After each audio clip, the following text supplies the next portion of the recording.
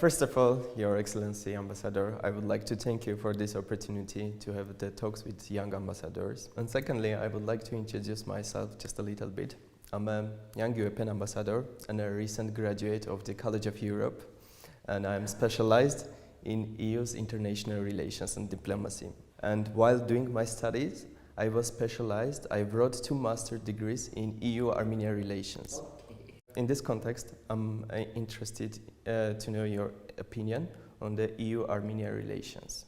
Thank you so much. Interesting that you was in the College of Europe. I think this is a great place to study. What can I say? We have, I think we have achieved a milestone. It took us a certain while, but now we have the comprehensive and enhanced partnership agreement in full ratification, so it entered into force, which opens more opportunities. I would say we have good relations. They were really developing very positively. The European Union wants to support the reform process in Armenia. I think there was progress done. I'm deeply convinced of it. And actually now we have to really speed up, because last year was an extremely difficult period, both to the COVID pandemic, but also to the war and the domestic situation afterwards. We stand ready to continue this and really to work in all areas. We have an interest to support Armenia to have a social and economic recovery for the benefit of all citizens. I think this is our ultimate goal.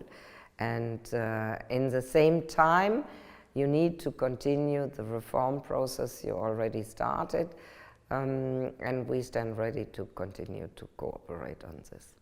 All right, thank you for your answer. I just have a follow-up question. So what do you think how the ordinary people, citizens here in Armenia would be impacted after the full ratification of the agreement, and especially what about the young people? What kind of benefits do you think that they can have in this process? I'm deeply convinced that when we cooperate in the field of small and medium-sized companies, and we do it, when we cooperate in the field of green agriculture, when we have a project which is called EU for Sevan, where we try together to protect the Lake Sevan. This is for the people. This is really, and this they can feel.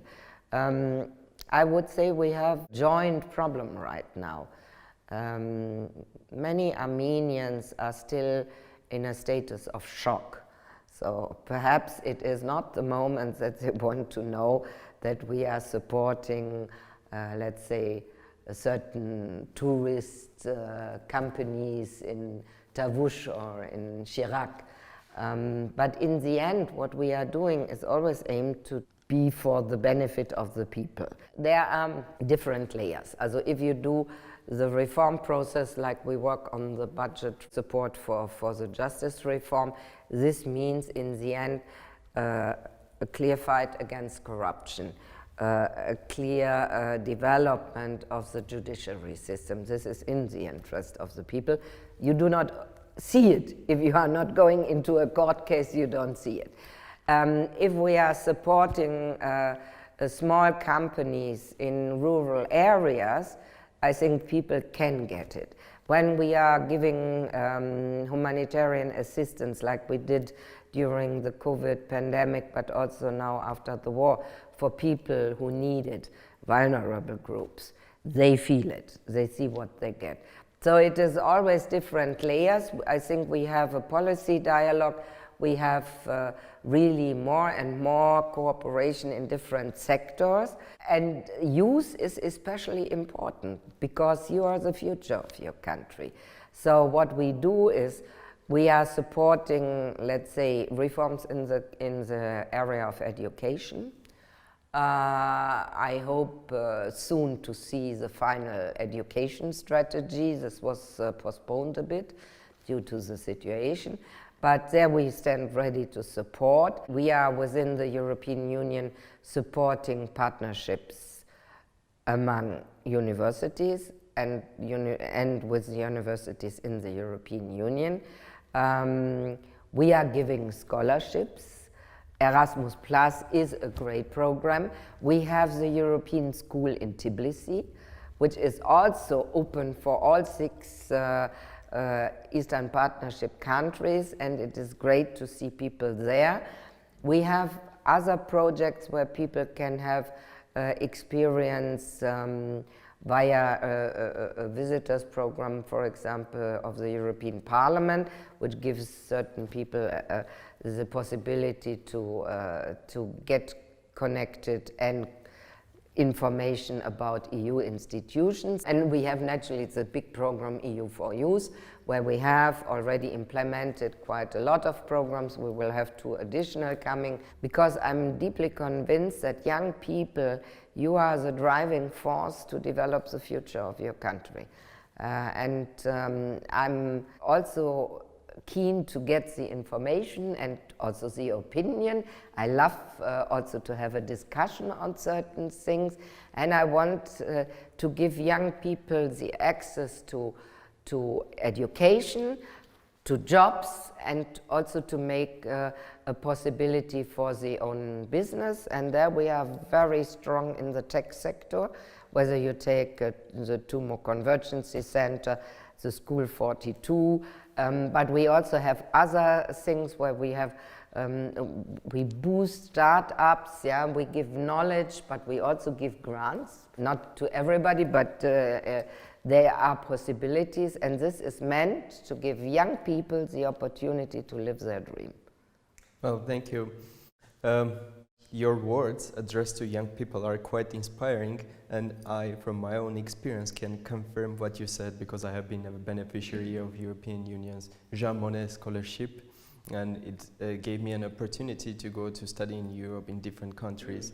And then, of course, I'm positive that I will bring all the positive mindset, ways of thinking here to better my own community. And in this context, I should say that I quite agree with you, because the EU gives a lot of opportunities to young people, and I believe that it's quite inspiring, because as you said, we are the future and we are the one who are gonna build a better country.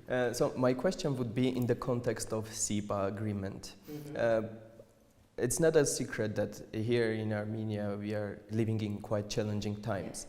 And in these circumstances, what do you think, what can be the potential challenges for the EU-Armenia relations? Well, a challenge would be if suddenly there would be no interest to continue the reform process anymore, or if there is a total change. As you see, in order to develop relations, it's always important to have a reliable and stable partnership. So that's what we hope. We hope for the future. We all lived the same challenge. COVID is, and it is not yet over. It is our common challenge, but I think also we learned a lot. We learned that we are stronger when we are working together, and it is really, we now celebrated 1 year of this Team Europe idea.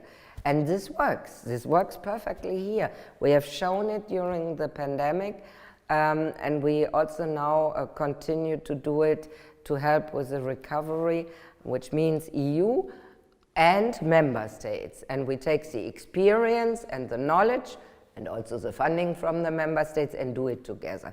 This is very important. But naturally, we live with the interest of our partner countries. So we would expect a co-ownership for everything we are doing. And that means as long as Armenia, the Armenian citizen and an Armenian government and the civil society are interested to continue cooperation with us, it will happen.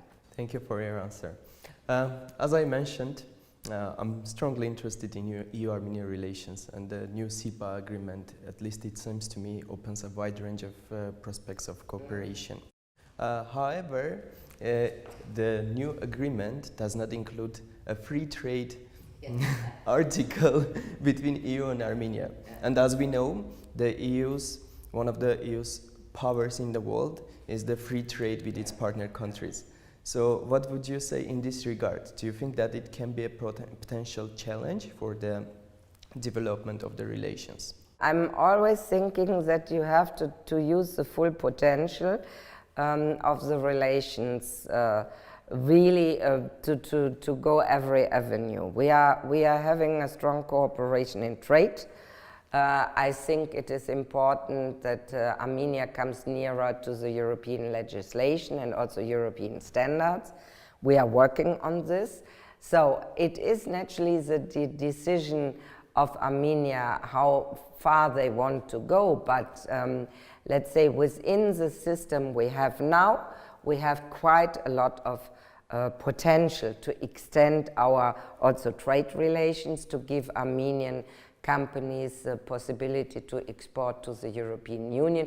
We still have the GSP Plus, which will run out at a certain stage because you do a great job, so you are now a middle income country. But you see, what is really the advantage of CEPA is that we have a dialogue on all these questions. So there is a close cooperation. We just had the trade dialogue, and there you talk about all the difficulties, and you also speak about the standards and necessities. For example, my favorite are phytosanitary standards, yeah, for food exports. So there is already potential. Let's fulfill really 100% of the possibilities, and then we will go a step further, I would propose.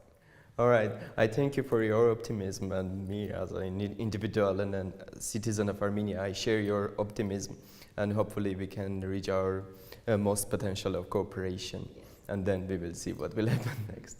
All right, I thank you for this interview. I guess that was my last question, and I want to thank you again for this opportunity.